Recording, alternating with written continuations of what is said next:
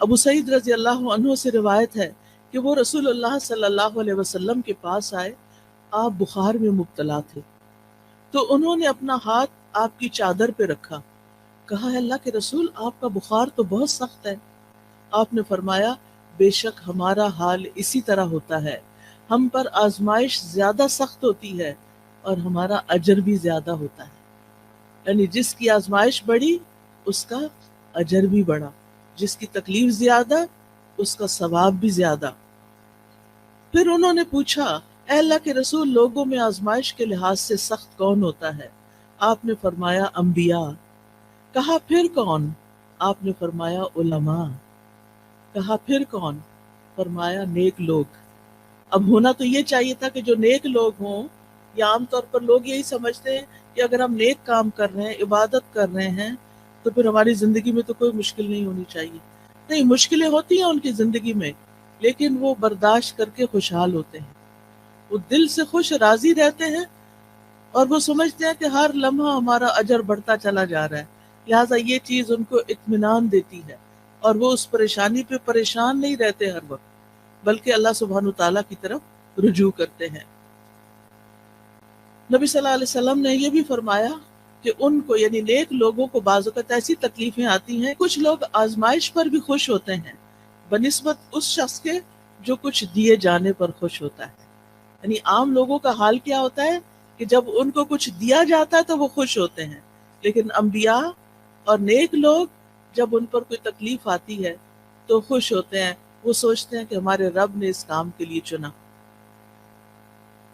اب رب کی بڑی حکمتیں ہوتی ہیں، وہ کسی پر اس کی وسعت سے بڑھ کے بوجھ نہیں ڈالتا۔ لا یکلف اللہ نفسا الا وسعها، اللہ کسی جان پر اس کی ہمت وسعت سے بڑھ کے بوجھ نہیں ڈالتا۔ لہا ما کسبت وعلیہا ما اکتسبت، مومن یہی دعا کرتا رہتا ہے ربنا لا تؤاخذنا ان نسینا او اخطانا ربنا ولا تحمل علینا کما حملته علی الذین من قبلنا ربنا ولا تحملنا ما لا طاقت لنا به۔ یعنی جب ان کو تکلیف آتی ہے تو وہ سوچتے ہیں کہ اگر یہ تکلیف ہمارے گناہوں کی وجہ سے ہے تو کہ دعائیں کرتے ہیں یا اللہ تو ہمیں پکڑنا، ہمیں نہ پکڑنا، اگر ہم بھول گئے یا ہم نے کوئی غلطی کر لی ہے تو اس پر ہماری پکڑ نہ کر، اللہ ہم پہ وہ بوجھ نہ ڈال جو ہم سے پہلے لوگوں پہ ڈالے گئے، اللہ ہمیں وہ بوجھ نہ اٹھوا جس کے اٹھانے کی ہم میں طاقت نہیں، جس کی ہم ہمت نہیں رکھتے، یا اللہ اس تکلیف کو اتنا نہ بڑھا دینا کہ ہم اسے برداشت نہ کر سکیں۔ لہٰذا وہ اللہ تعالیٰ کی طرف رجوع کرتے رہتے ہیں اور کہتے ہیں وَلَا تُحَمِّلْنَا مَا لَا طَاقَةَ لَنَا بِهِ وَاعْفُ عَنَّا، ہمیں معاف کر دیجئے، وَاغْفِرْ لَنَا، ہمیں بخش دیجئے، وَارْحَمْنَا، ہم پہ رحم فرمائیے، یا حی یا قیوم برحمتک استغیث۔ مومن پہ جب تکلیف آتی ہے، آزمائش آتی ہے، تو وہ اللہ کی رحمت پکارتا ہے، اللہ کی رحمت کے لیے دعائیں کرتا ہے، وَارْحَمْنَا انت مولانا، تو ہی ہمارا والی وارث ہے، تو ہی ہمارا مولا ہے، فانصرنا علی القوم الکافرین، ہمیں کافر قوم کے مقابلے میں مدد عطا فرما، ہم تیری مدد کے محتاج ہیں۔ اور اس میں آپ دیکھیے کہ اس قوم میں سب سے پہلے تو ابلیس آتا ہے، شیطان آتا ہے، جو وسوسے ڈال ڈال کے اللہ سے بدگمان کرتا ہے، تو یا اللہ ہمیں اس کے مقابلے میں طاقتور کر دے، تو ہماری مدد فرما، ہم پر رحم فرما۔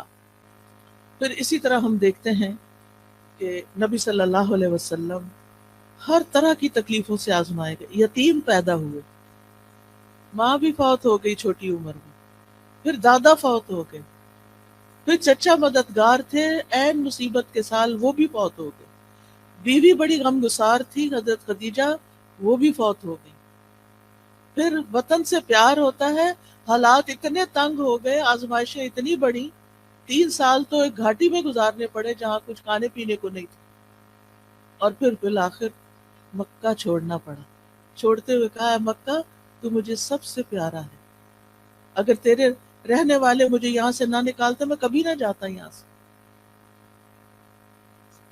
پھر ایک نئی جگہ پر گئے، وہاں جا کر جنگیں مسلط ہوگی، ایک کے بعد ایک سال جنگ آ رہی ہے، جان مال ہر چیز کو خطرہ، خوف، پریشانی، بیماری، کون سی تکلیف تھی جو رسول اللہ صلی اللہ علیہ وسلم پر نہیں آئی؟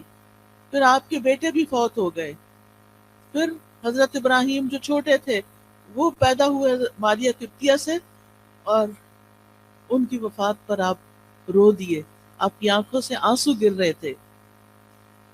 صحابہ بڑے حیران ہوئے کہ آپ بھی روتے ہیں۔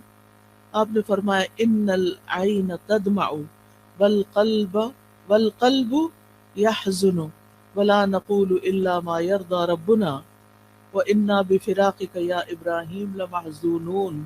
آنکھیں روتی ہیں، دل غمگین ہوتا ہے، اور ہم وہی بات کہتے ہیں جس سے ہمارا رب راضی ہوتا ہے۔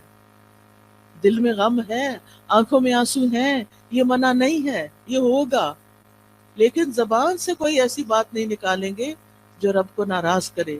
اور اے ابراہیم، تیری جدائی سے ہم بڑے غمگین ہیں، یہ تو ہمیں چھوڑ گیا ہے، ہمیں غم ہے۔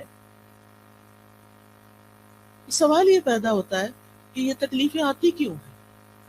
کیا مقصد ہے ان کا؟ تو سب سے پہلی بات تو یہ کہ اللہ تعالی ہمارا امتحان لیتے ہیں۔ امتحان میں جو کامیاب ہو جاتا ہے اس کے درجے بلند ہو جاتے ہیں، اور جو فیل ہو جاتا ہے وہ نیچے چلا جاتا ہے۔ تو یہ انسان کو بلند درجے دینے کے لیے آتی ہیں۔ حدیث میں آتا ہے بے شک بندے کے لیے جب اللہ سبحانہ تعالیٰ کے ہاں ایک مقام مرتبہ مقدر ہو چکا ہوتا ہے، یعنی اس کو وہ بلند مقام دینا ہے، لیکن وہ بندہ اپنے اعمال کی بنا پر اس تک نہیں پہنچ سکتا، یعنی عمل اس کے کم ہے، درجہ اللہ کے ہاں بڑا لکھا ہوا ہے کہ اس کو یہاں تک پہنچنا ہے، تو اللہ تعالیٰ اسے اس کے اپنے جسم میں یا مال میں یا اولاد کی آزمائش میں ڈال دیتا ہے، کیونکہ اللہ نے اس کو بلند درجہ دینا ہوتا ہے۔ اب انسان سوچتا ہے کہ اور لوگ تو مزے سے جی رہے ہیں، ان کو تو کوئی تکلیف نہیں، وہ تو آرام سے چل لیتے ہیں، مجھے ہی کیوں تکلیف ہے؟ سب کی اولاد اتنی صحت مند ہے، میرا بچہ کیوں بیمار ہے؟ سب کے شوہر اتنے اچھے سلوک کرتے ہیں، میرا شوہر مجھے کیوں نہیں پوچھتا؟ یہ دراصل آپ کا امتحان ہے۔ آپ اس تکلیف سے گزر رہی ہیں، یہ اللہ سبحانہ تعالیٰ کے ہاں آپ کے درجے بلند کر رہی ہے اگر آپ صبر کر رہے ہیں۔ اور پھر یہ کہ جب اللہ تعالیٰ تکلیف دیتا ہے تو جن کے درجے بلند ہوتے ہیں ان کو اللہ تعالیٰ صبر کی توفیق بھی دے دیتا ہے، حتیٰ کہ وہ اس مقام تک جا پہنچتا ہے انسان جو اللہ کی طرف سے اس کے لیے پہلے سے مقدر ہوتا ہے۔